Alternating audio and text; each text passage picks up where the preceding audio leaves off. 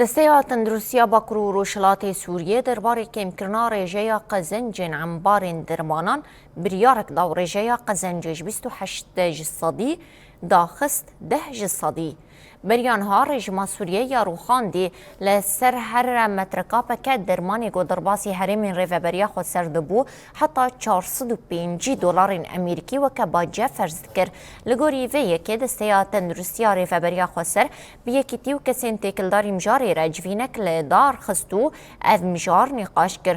Piştî lêkolîn û şopanda ambar û dermanxaneyan.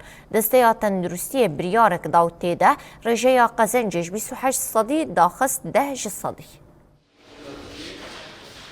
6 دولار مسعر سعرهم 6 دولار هم ويضربون على الدولار. ئێرۆ من دەرمانên xwe bi 6 dolaran weke kulser hatiye nivîsandin kirî.